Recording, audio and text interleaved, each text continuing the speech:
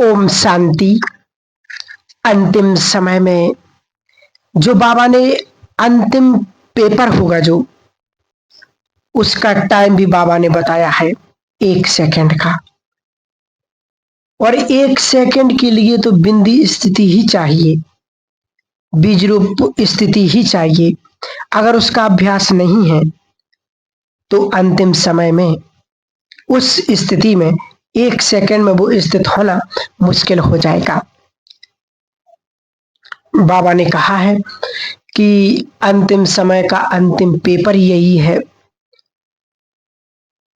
जैसे कहते नहीं कि एक व्यक्ति को कहा कि अंतिम समय में भगवान को याद करेंगे, उसका नाम रखेंगे तो बेड़ा पार हो जाएगा। तो उसके लिए क्या करूं मैं? तो उसने सोचा कि अंतिम घड़ी तो बच्चों की ज्यादा याद रहती है, तो ऐसा करता हूं कि मैं बच्चों का नाम ही भगवान के नाम से रख देता हूं। तो एक का नाम राम रखा, एक का नाम कृष्ण रखा, एक का नाम शंकर रखा। 3 बेटे थे, तीनों का नाम रख दिया ताकि वो सारा दिन उसके नाम बुलाने से, और जब अंतिम समय यदि वही नाम मुख से निकला तो नेचुरल है कि गति सदगति हो जाएगी हमारी। तो सारा जीवन उसको, वो बच्चों को इसी नाम से पुकारता रहा। पक्का भी कर लिया उसने, लेकिन और अभ्यास तो चाहिए ना साथ में। तो जब उसकी अंतिम घड़ी आई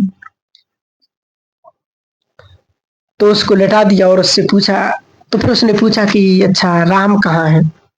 तो राम को बुलाया गया कि पिताजी मैं यहीं पर हूँ, बाबूजी मैं यहीं पर खड़ा हूँ। अच्छा, फिर कृष्ण कहाँ है? तो कृष्ण भी हाजिर हो गए, बाबूजी मैं यहीं पर हूँ, आप निश्चिंत रहिए। तो शंकर कहाँ है? तो शंकर भी हाजिर हो गए कि बाबूजी मैं यहीं पर हूँ। तो फिर उसने कहा कि यदि तुम तीनों यहीं पर हो तो फिर दुकान पर कौन है? और निकल गया। तो लास्ट में क्या याद आया? दुकान ही याद आई ना। इसलिए बाबा भी हम बच्चों को कहते कि बच्चे अंतिम समय मिलना 1 सेकंड का, और इस 1 सेकंड में भी क्या हम बिंदी स्थिति में स्थित हो सकते हैं? तो कितने समय का ये अभ्यास चाहिए जो जो हमारी ऐसी स्थिति बन जाए। तो इसलिए बाबा ने कहा आदि का पाठ भी आत्मा और अंत का पाठ भी आत्मा, और 1 सेकंड तक की स्थिति हमारी ऐसी हो जाए, ऐसा हमारा पुरुषार्थ हो जाए। तो जो कहा कि एक तो डबल लाइट रहना चाहिए, बिंदी स्वरूप की स्थिति और कर्मातीत स्टेज, ये अंतिम स्टेज है। और अब उसके लिए पुरुषार्थ क्या है? जो पुरुषार्थ हमें करना चाहिए, मुख्य बातों का जो पुरुषार्थ कराते हैं बाबा, कि सबसे पहले तो 5 बातों का पुरुषार्थ। कर्मातीत यदि मुझे बनना है तो 5 बातों के ऊपर जीत प्राप्त करना, ये बहुत समय से जीत प्राप्त स्थिति होगी हमारी। ये अभ्यास पुरुषार्थ हो हमारा। सबसे पहले बाबा जो कहते कि कर्मेंद्रिय जीत अर्थात कर्मातीत। कर्मयोगी भी हम तभी कहलाएंगे जब कर्मेंद्रिय जीत होंगे। हमारी इंद्रियां कोई भी हमारा ध्यान को खींचने वाली ना हो, है ना। बार बार यदि हमारा ध्यान टूटता है कोई ना कोई इंद्रियों के कारण, तो उस इंद्रिय की चंचलता के कारण को, तो वहां स्वराज अधिकारी हम नहीं कहे जाएंगे, और संपूर्ण स्वराज अधिकारी बनना आवश्यक है।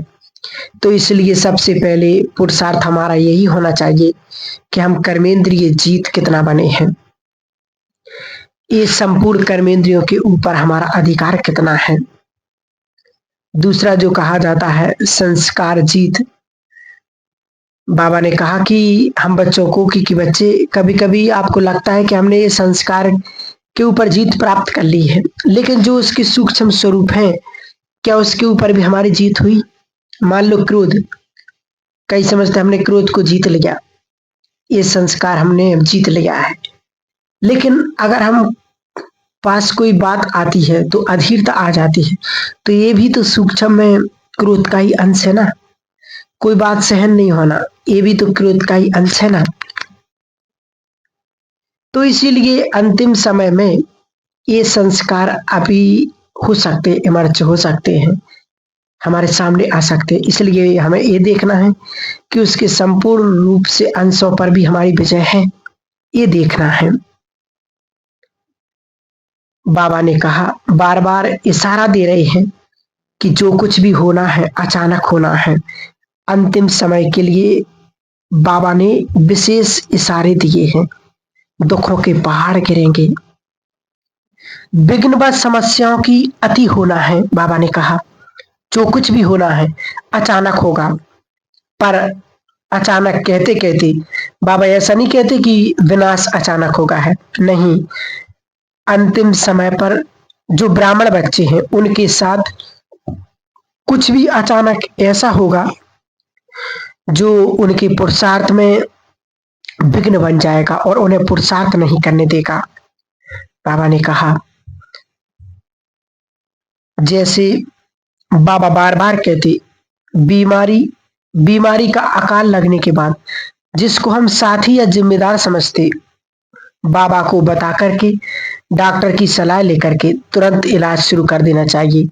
डॉक्टर की बुद्धि में योग के दबाव के बारे में निर्णय शक्ति हो, इसलिए विशेष योग के वाइब्रेशंस हमें देना है। बाबा ने कहा ये अंतिम समय चल रहा है, इसलिए हमें योग के वाइब्रेशन से उन्हें सकाश देना है और ब्राह्मण आत्माओं को वो भविष्यवाणियों की टचिंग होगी। इसलिए बाबा के सभी बच्चे समय की सूक्ष्मता को पहचान लिए, क्योंकि समय ने अब करवट बदल ली है। अब समय वो आ गया जिसकी हमें युगों से इंतजार थी। हम सभी बाबा के बच्चे परिवर्तन तो चाहते ही हैं और परिवर्तन चारों ओर से शुरू हो चुका है। जब सब कुछ परिवर्तन हो ही रहा है तो बाबा ने कहा कि बच्चे अब अपने आप को भी परिवर्तन करो और चेंज करना है और चेंज को स्वीकार करना है, क्योंकि चेंज प्रकृति में हो रही है। जो कुछ मनुष्य ने प्रकृति को दिया है वो रिटर्न हो रहा है। प्रकृति को भी स्वच्छ होना है। इस प्रकृति ने जन्म जन्म युगों युगों से हमारी पालना की। हम परम धाम से आ गए थे, शरीर दिया, शरीर की पालना के सभी साधन दिए, विशुद्ध पवन, विशुद्ध जल, स्वच्छ आकाश।